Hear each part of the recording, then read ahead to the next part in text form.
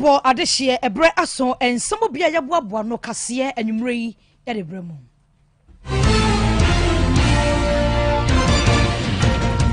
Anwumre nsemo a yade bremu no edoso na emom ne edi emu akotene ebi ene se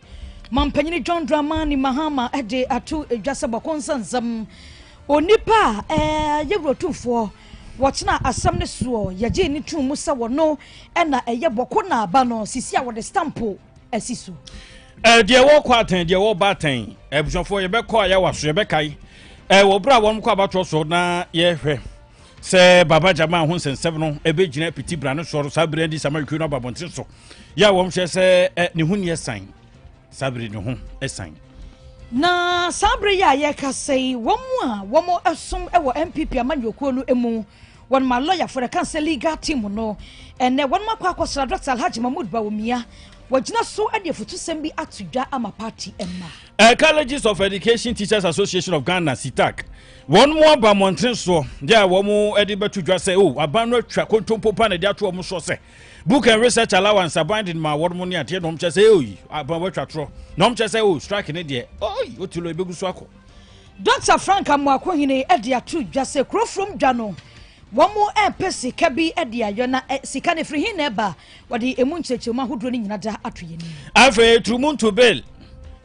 anti LGBT kill bill no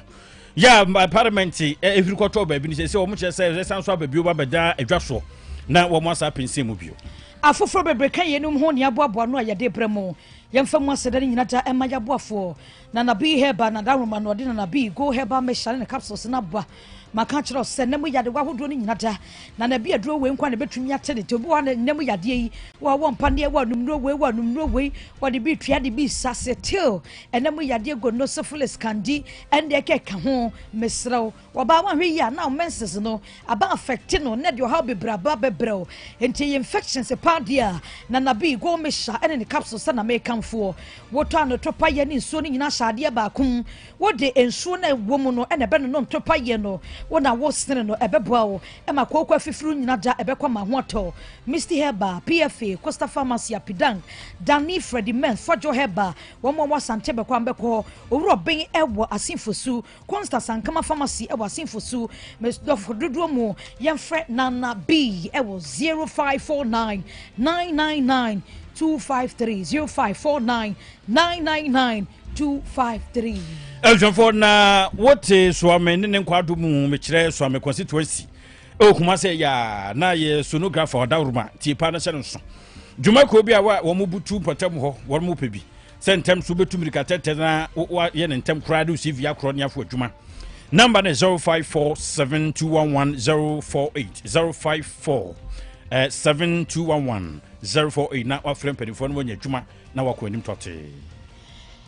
Enyuma daroma ena ebo asoye muma ensama hodro ni nyina da nwumre ya kenkan ade ama mo na ye kai wo se bebia wo bia no Spain abroach memu Bilab Radio GN Radio London Patmag Radio UK Ba Radio UK Amansan Radio UK Breni Radio UK Kings Radio ne television of Paris France abroach memu Danche Hima ewo Denmark Rakus FM Belgium Sahara Radio UK Samso ena Sky FM Columbus Ohio US abroach memu Asopa Information Center ewo amekom edwomu ha sanso ena sompa community radio atwoma tachiman nyon kodro information center nkawie yada asepa na no obeboa ye Jesus is coming again enso ewo manswapo na pono so di sika by kama Christ information center anonso ewo akyase wansamre wonum nyina da roma etrase seya woso ye mutu nsam de peten babia wo biada wonso unya bi etie samufo yo fa John entry bo siako labo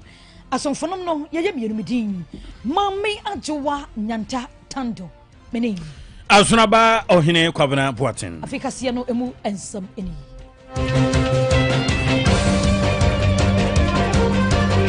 Otec 102.9 FM, the pride of Ashanti. Ghana mampanyini John Dramani Mahama sabre ya yakasei wama efruno eni adaho beka ya osantime nyina ewurotufo se tutu otoso mienu wotena se ewo boko ene womu ensensam no eso wo wie ye de hu wasam no no afafa no nyina ho no odi gunkrata so ene afa plan yi bi de ko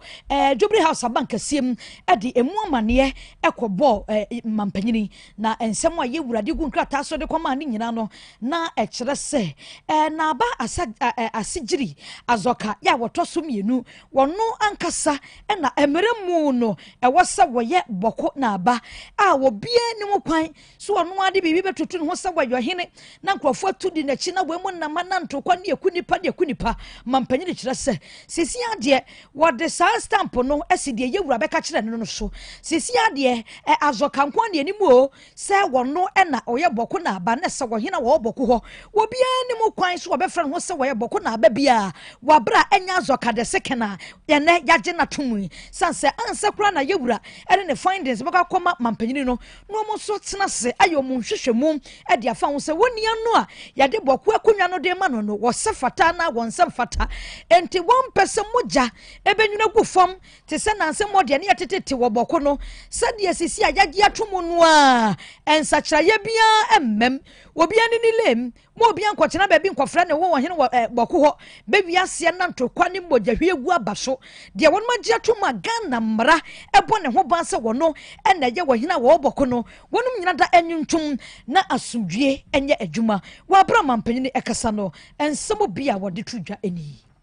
While the mediation was ongoing, there was violence, killings. It's estimated about 119 people lost their lives in the period of the mediation. But thank God, ultimately, his report came out. And the mediation process was meant to work to find a traditional resolution to the conflict. And the thinking was that we could get the parties to the conflict to, in a traditional manner as was done in the past, find a way to accommodate each other. Unfortunately, I think that didn't happen. And once it didn't happen, then the mediator had no option but to revert to what the law says. And so his report basically, stated what the lawful position was. And I swore an oath to uphold the Constitution and the laws of the Republic of Ghana. And so I cannot be sentimental in terms of implementing the law. And everybody knows what the law states, that the truly gazetted chief of Boko Boko Naba is Na Abugrago. Abusia, mampanyini de stamp no asiso. Enti na Abugrago Azoka the second wo no ene ya Boko Naba emremu yaje na tumo na mampanyini de nsembo nyina tudwa wabra Upper East Regional House of Chiefs wamo be PMU ewo Jubilee House wone wonum edi enkomo. Ejofo na yento ansem no so yeto so yenko ayewa so East. Ezabre na hubogu akwamu ya mpanimfo worumkoto by election etumi ama sa mpesua no eso nebeka ya promise course when this amahwebu no ene subo chenchirenche bia wo yipe yese pania na Nigeria do ya Ghana na msini ne amanfo kan ho nsem ababa jama se abato okura course no ne kusua ne makodum ne ade bi kura pampers ebi se gawotin nipa no ebi a chesensem de bebre ne course TV nom ne sika dodo yese ye de koto okukrumuti ho no nya nsem ketwa kura na eni zamanyuko no wormo pawo ba sakuo bi na wom tene dwaso wom apensim sabra meka se no wom chese ene ne ho san chese ne ho nie san ho nie san de na chese papa mu enom de abetu dwase hyehyɛ ya wro wo se ye de gu afam wo promise no nyina da na de papa yi di so pepepe nyade a okwati akwan no mu ni ade se de na info bi so wom bofu senke hwemu anase ye se ye ma na sa konwa na nko mu bedwala apa no ni nyina no ene akosi koda akoda ama sumdwe mapatumi abanza brede wom chese baba jama wonu wogiram de ama endi sama yukuyu ama womu akosa akansie no na yatwa so dia na ye bawura mu ewo NPP amanjokuo no sabre ya ye kasei emranimfu a womo ena etai NPP amanjokuo no echi de kan say NPP wo legal team no yade a womo ekosra Dr. Haji Mahmoud Bawumia womo kwa abatwa so wie ye no kukuruduma ni nyina da kotintimi ye edema no na wobra womo ekosra no no de etu dwase the legal team ni nyina ase sunset 2024 abato ne ko na wie ye no ene obo ma MPP seat no ba ko yese de kokot ebe wi ase na akwakwa ye de wo ho na nsanya de pandai de ba ye ene gali ni makon ya wono ena oda wonma no wo na ye kura woni ne mrantia lawyer from NPP wamokon ya ko sise Supreme Court yes pandai seat ni de ho hwon ntiwe no ensensem biada eni ho Dr. Alhaji Mahmood Bawumia da wonma sese ebre bia mu wo mu gina mu na wotwitwa ede eje NPP amanyoko no wabra asem bia ebeba ebiemode ato dwase sambre ya yekoye ni mu no eho behia pa se amanyoko no we team nie team we ni nyina bekwa kogu baabi na enkamba mu mapa ade nkunimudie ebebra amanyoko no eno ena ewose wonmu nyina da ebo nkontene na wonom ehwe mu mientie nsem bia Dr. Alhaji Mahmood Bawumia ede tudwa. Let me just say a very big thank you to you, first of all, for taking the time. You're all very busy people, very, very busy. So taking the time to come and wish me congratulations in the first place is something I really appreciate. God bless all of you. And I also know the work that you did in support of me, in support of my candidature in this election that we just finished. On 31st of January. And I want to thank you also for that.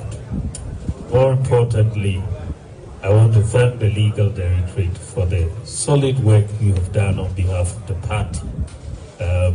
12 seats that we could have easily lost. And you won them for us. I take the words of advice that Mabudu read in terms of making sure that, we continue this policy or the whole attitude of inclusiveness. The campaign is over. It's over. Politics is about numbers. And so, first of all, we have to grab the numbers within our fold. Dr. Alhaji Mahmood Bawumia ne eniati. For na yentos yenko kuo yeah from the Colleges of Education Teachers Association of Ghana sitak de dey fra wodmo na nansente mu de wom kokwa pai wom abofom se ku amomatuko ne moja tatatata ne se ya wom ne aban no ejina wokono tintintin so aban no aye na adwene se kotomanfo aban wo to agro eno no wom edie na nansen ya wom keka enyina no na aban no anansmanfo bi na montin so worom ka se oh sitak fo etua wonom ka ma aban no kura jatum se wo etua ka no ne ade 2023 to 2024 wodnom book and research allowance no wo se wo etua kura dada na no na sitak aba montin so wo mo abesi ni dwam se nukura bia nim ti strike ne de kwa na se wodom kro si ni dwam aka kira ban no se wanhwe na wanyi saa no ma bia mfiri ho a wodom ebisa sa ban no be ye ntem so de ma wom no a se ne wom akwa bia na tofi eto anwe mu wo se me dwoso na se wom dwoso aban no tintindindindin se wontumi akeka no ho anya bibia mfa ma wodom a che se wom betene fie ma nkoda no so fa pa se ne yi wom kotene fie sa no man kro na de hua no so twekwakyire sam na wom de nsema wure tu dwa wodom dia wodi ye ewo Navrongo Bosco College of Education Navrongo hono a ewo tifia poye mantam no emu na panipa ya wono na wo education minister eye obra ho na disu wono so be pie bodwedi no ase a ya wodi tudwa wo chesa ba no so ye ntutu bia obetumi bia se wo be sika yantam be 41 million ya wodi be ma wo mo ama wo mo asetem yidi atumi akoyi ne nso so sabiro mo ka se de sita national vice president Daniel Fowi wodi nsem no atudwa ya wo chesa kofem se bibi ba beto futuo mu ansa no mbeke kan mo ho se ebu nkompo ne akokra surubo akwa kira de ntie se de ovura yi wodi nhwemu man sentwefo yako strike ni ma ni beauty is omo anko for Christmas no omo ko na mo bi se de the minister kwama na ochumi ni senka yentie de onka na obe ya tisho mama ya re ni ma ama sisi aye ka se eye ya sum enfamo no ya tete se abai na tu no mo efese minister kwa ko kana obe se ochia sika ya no ochia achia ene yensaka ezo so ya no ta wayi ba na so na si aye ka se ye die ye ba kana se e asesem ya titiro so kana se abai na chia sika bi dan so me amene wo ka se national vice maintain se obi ansa ka sika ene nti e jina so dia ko e council ani se abandoned to an amount, Mama, you didn't want you to see. I can say, Eljon Sitak for one more vice president, Edward Insamagre to Dra. Na Nintra Somun so any a binumotra one was no binum so ribochiri, Boma Frusu Shrebia. Na Penia reduce or no so dia to Dra, ya watches a controller in a counter Jedwano, Utuana Moa, Yamia Domoa. There was a pianzo cratum data. Chess 396 million beer, Wapia Diama, Senior Staff Association. No, say what Musumu and Neja, or Mufantita, Quemnusuna, Kayantam Wetaho, ya watches a bium sukra de Chile, non Yamia Domoa. 600 a year million no akwachiri no wo be hwese ni nyina no bibia betitia de akro na wo monya hotomapa etumi aye de wo yentie se de so for penny Haruna Idris no odi nchimu no etudwa no. The president, at the time that you are meeting the University of Ghana and academia, I understand that there's some ongoing strike action. Let me use opportunity to call on our friends in academia that one President Mahama is honoring his word. He's giving you unfettered, what the Constitution guarantees as academic freedom. He's giving it to you absolute, that he would not interfere with the freedom of the university. I do not think that we are reciprocating the gesture kind enough of President Mahama. So may I use this opportunity to call on the striking senior staff members and members of UTAC to call off the strike action. Understandably, you have two legitimate issues. One, outstanding payment of Tier 2 pensions. That has been done partly. We inherited about 1 billion. As at this afternoon, the controller had paid about 396 million Ghana cedis, leaving about 600, and that is also in process. For penny at this audience, you might roll to 2 years, so for penny or share, Monsieur Sam so Haruna Idris. Na woba santem mantem ha market ba kwankrofo bebrenu a aka ho asama kan sisi ade wokoye sade etie no afa ba bi no wamo ye construction baka structure integrity no aba fom ti wan hwe ne yie na okase wokwa akotena mu a bebi ase na akwaye nsem bebrenu a ko from dwa ejesi hwanya ne president Kofu apenso enesi wono mu a ba besi sabre ya yekase ya krofom dwa edaso wasi ho na ba we ba ya na anche bia na Zuba ne Franka Mwako hine regional minister doctor wo mokọ ho kwohwe ye ene e ma greda kọ ho kwotwetwe kwan no so nyina kama na ene Dr. Franka Mwako hine ene ye di nkomo no de ato dwa se 24 hour economy no na sika bi wo mu o de ba bebu adwa na sa sika no na sisi a wo mu de ba beboa na krofrom adwa no project e da wa ya ka wo no yatumi de ye ho adwuma ni nyina da awie sade be ya ebetumi aboa na dwadifo enso enya baby akwakodi adwa na wa abra wo kyerɛkyerɛmuo sade adwa no ni nsiesie sane completion ye be wie da ben se ebekwa akosi breben ni nyina Dr. Frank Amwako hin regional minister odi tudwa sei krofrom ye de 24-hour economy market no funding ye de krofrom. And we have 24-hour economy markets. We have advertised 42 of them. Our graphics, no. Grow from Kahon. Because grow from money dedicated funding from time I inherited in BBR. And President and Vice President project of 24-hour economy market to support trade, no. They decided say, key markets be over. Is that say because completely new markets. They order than your family.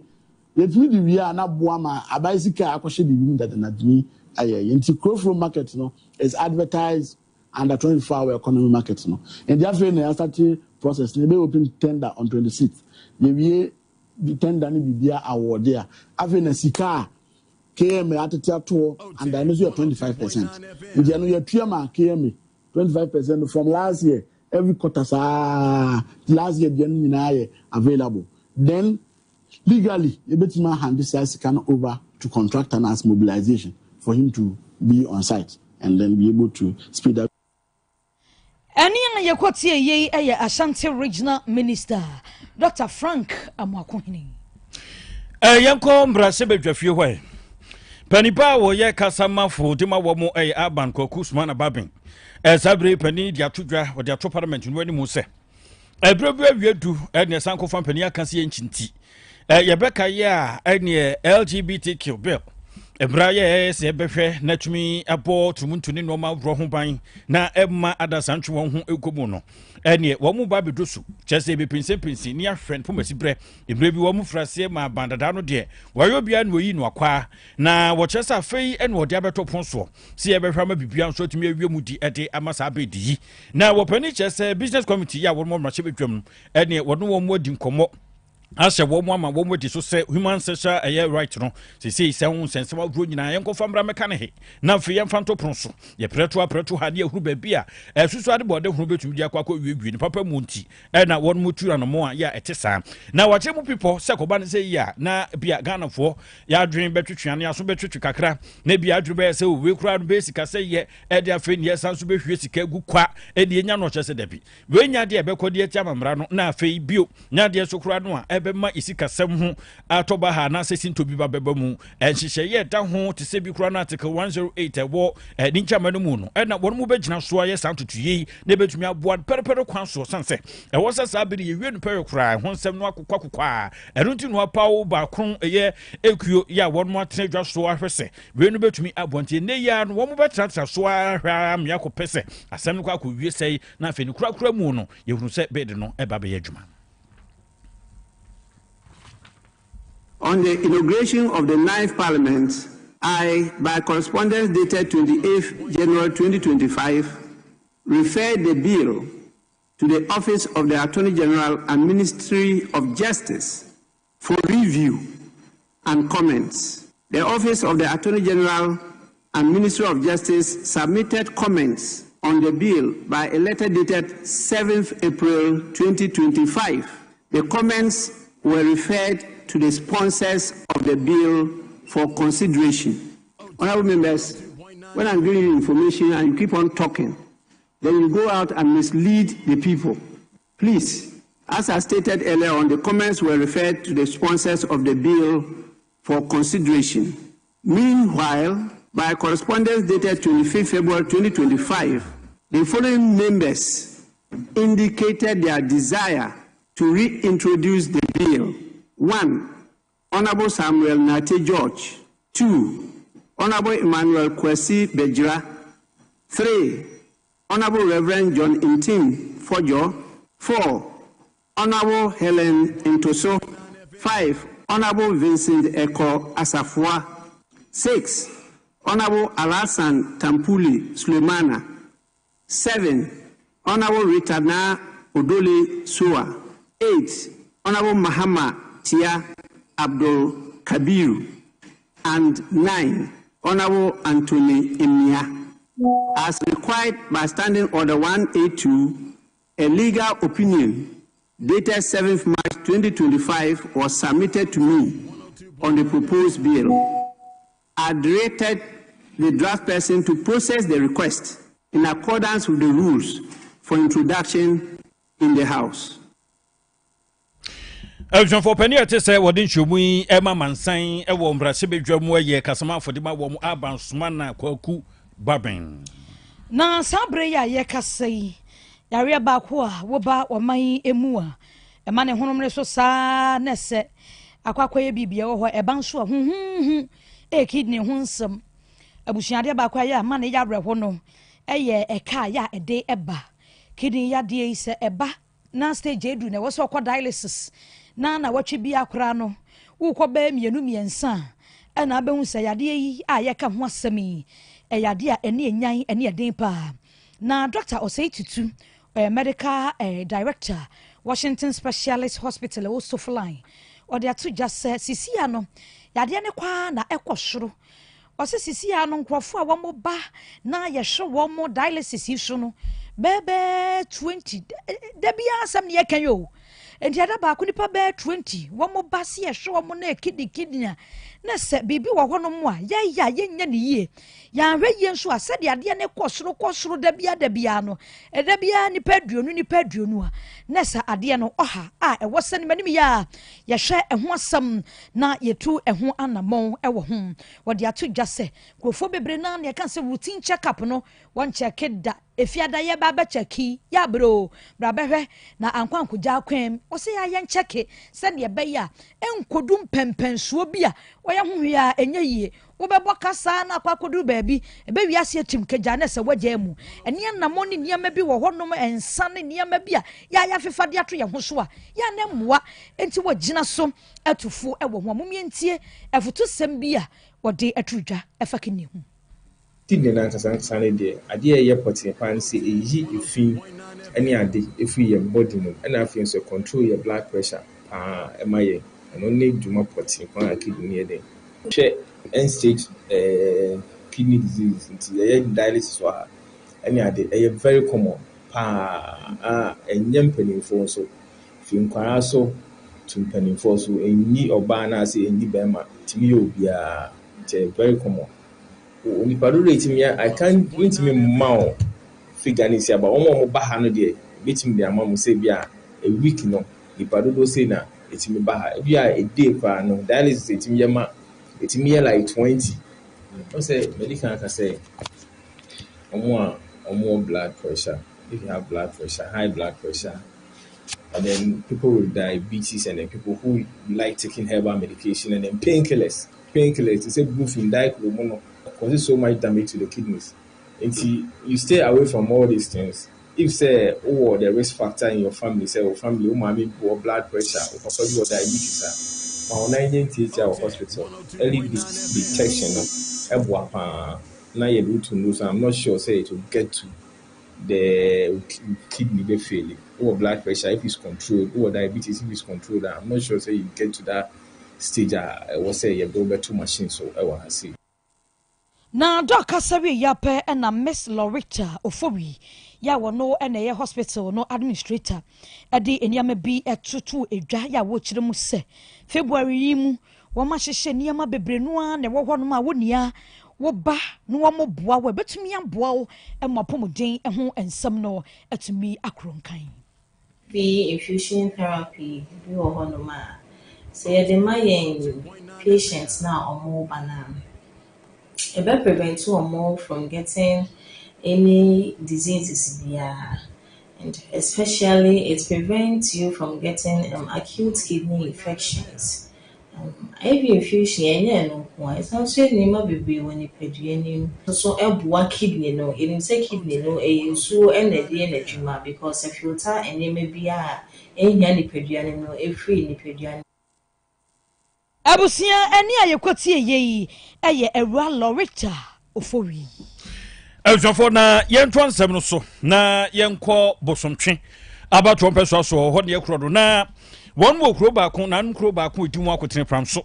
edi ekrodo na dwumadie bia kososo nkokwan so a na edi pani behwe dwumadie no bia na ye kan pram so wo abakose mebre na no mo ebo ase be chichira santen ho na wo mo abose ankasa wo enti pram so nyukurukuma akra na ya santoa no ho no mutena ye ne ade a wuti abakosem no a me amese chapo champan eja sinkuma na pram so hene na jampotua ya otoso mienu sabre woni mpanifo mo hia tonsa fra twotwowura piankuma impiti pini patraba obra bibi no so busonfo ne bra behwe na age adwa wo na hemfo wo mo chese wo mo agege adem fe ne fra yo na ene na hemfo hia nyina na ye pram so mpuntuo na wachese wotwa homam na womu committee eye center ya pa hontuma soronko kwan so kra na yefrase di ho dwuma afen so na nan fie foforo kra no be na tena ye fefe no so womu be di ho dwuma ma jese tumi edi mu papa ene sen panimfo a womu ko hode ye kase ye ka owura du twum nom ne ade ha bra ade twum de to ho no fada fo nom ne ade a enya sim kuma kra ko pram so ho so na hospital kase pa ba kusi a Roma hospital ba kusi ho opani ade twum no ho ye MP ewo bosomtwa ba trompeso so na busanfo wo bra senkan ye ko so mu no ne nam so ma na jampontwa to so mienu agi ni simpeni apa no de twudwa ya wo kyese mu amwo nkrotu amoba nyina no yedemo asese motumi abanebom asemo wo de twudwa ne se bra no awedu se wo se ye nyina ye ka tire de pam ho ne ye kro na asomdwa bu anu enum ano se be ya ye be muenum tentenso ade bia no ebetosi no ye so atumi ahuru sanse se ba se ye ntam tete a hwan e na ebeka ye ntam wasem ama nkunimdi abanti ka ti problem beboa ama yeso yakọ nkan pa nti we de wo so no so tunu ho asi wo sana mo nti obi aso hene so obetu ama nkabom ene yedie atumi aba pramso ne nkwado bia no obetu ama nkunimdi aye wonom dia adipamfo mfo a mo asantana zongo maya de faseneba ena mo kambom se mo mo abisisi central mosque so moye wono timi e bom ka transport mo ye mo so na mo ede green ti e do biasia mo boye ye ma so ma abisuano ni education ede ehia mo pa abeto se mo doso mo bo nipa more than 700-800 mo pama de amasa no asuje de aba obia wo ade a Outafo ye besere kakra nana jampotua ne no yensan hwe se yensa kan ha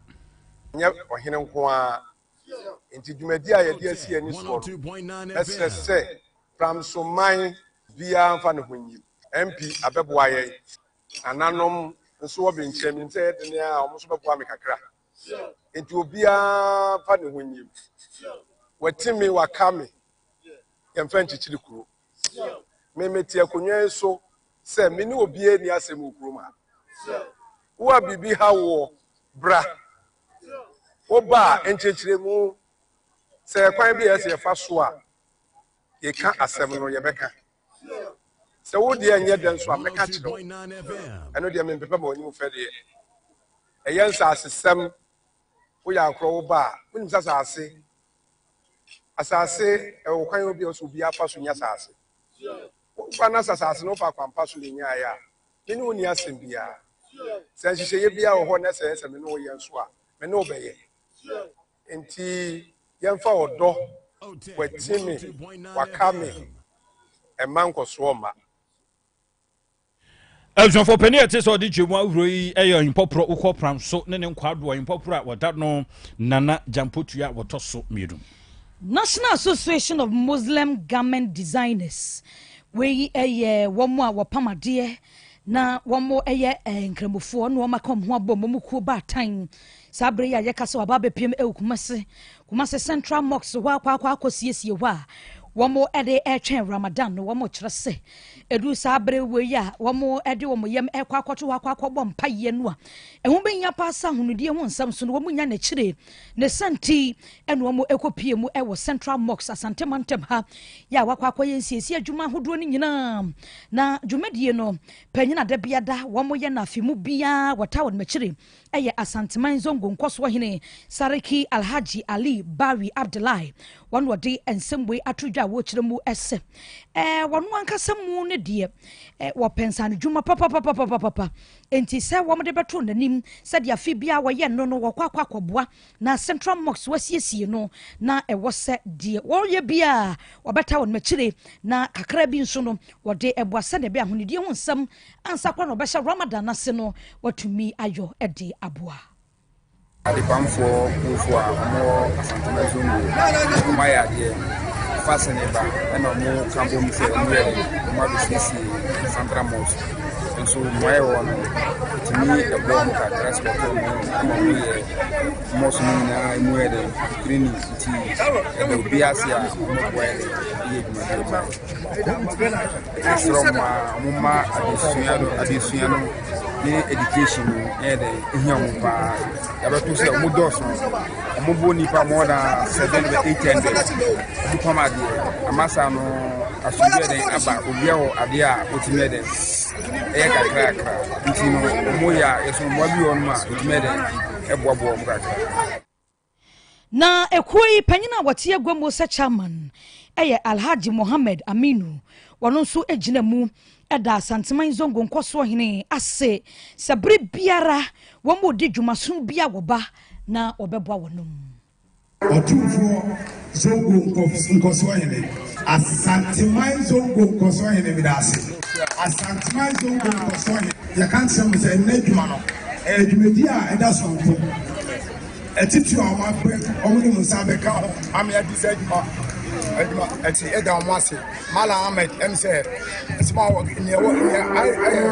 nesi wa nyina onesiano Mala Ahmed sad meje we nyina say ne plans na ye so na enso eja